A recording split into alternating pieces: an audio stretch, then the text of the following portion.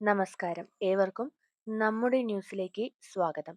പ്രാഥമിക കാർഷിക വായ്പാ സംഘങ്ങളുടെ പ്രവർത്തനത്തിൽ മാറ്റങ്ങൾ നിർദ്ദേശിക്കുന്ന ദേശീയ സഹകരണ നയം കേന്ദ്ര സർക്കാർ പ്രഖ്യാപിച്ചു.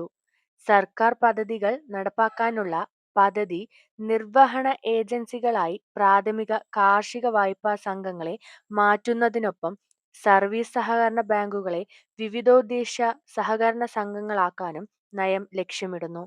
സഹകരണ ബാങ്കുകൾക്കൊപ്പം പ്രധാനമന്ത്രി ജൻ ഔഷധി കേന്ദ്രം, വെയർഹൗസുകൾ, പൊതുസേവന കേന്ദ്രം, ന്യായവില കട, LPG വിതരണം, പെട്രോൾ ഡീസൽ പമ്പ്, പ്രധാനമന്ത്രി കിസാൻ സമൃദ്ധി കേന്ദ്രം, ഗ്രാമീണ പൈപ്പ് ജലവിതരണ പദ്ധതി എന്നിവ തുടങ്ങി വിവിധ മേഖലകളിലേക്കുള്ള വിപുലീകരണം ലക്ഷ്യമിടുന്നു.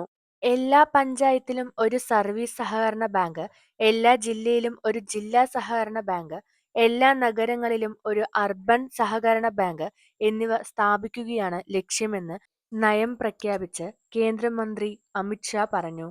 കേരളം എതിർപ്പ് അറിയിച്ച് ഏകീകൃത സോഫ്റ്റ്വെയർ നടപ്പാക്കണമെന്നും നയത്തിലുണ്ട്. കൂടാതെ ദേശീയ തലത്തിനൊപ്പം സംസ്ഥാന തലത്തിലും സഹകരണ സംഘങ്ങളുടെ ഡാറ്റാബേസ് ഉണ്ടാക്കണമെന്നും ഇത് ദേശീയ ഡാറ്റാബേസുമായി ബന്ധിപ്പിക്കണമെന്നും കേന്ദ്ര സർക്കാർ അറിയിച്ചു. കാർഷിക വായ്പകളിൽ പലിശയിളവ് ലഭ്യമാക്കുന്നത് എളുപ്പമാക്കാൻ സഹകരണ ബാങ്കുകളുടെ ഡാറ്റ കാർഷിക മന്ത്രാലയത്തിന്റെ അടക്കമുള്ള ഡാറ്റാബേസുമായി സംയോജിപ്പിക്കണമെന്നും നയത്തിൽ പറയുന്നു. ഈ നയത്തിലൂടെ മറ്റു പ്രധാന നിർദ്ദേശങ്ങൾ നൽകിയിട്ടുണ്ട്.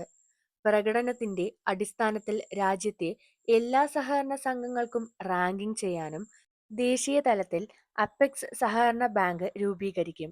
സഹകരണ എംപ്ലോയ്മെന്റ് എക്സ്ചേഞ്ച് രൂപീകരിക്കും.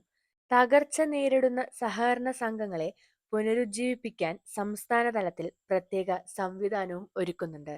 ഇതുപോലത്തെ ഇൻഫോർമേറ്റീവ് വീഡിയോസിനായി ചാനൽ സബ്സ്ക്രൈബ് ചെയ്ത് സപ്പോർട്ട് ചെയ്യുക. താങ്ക്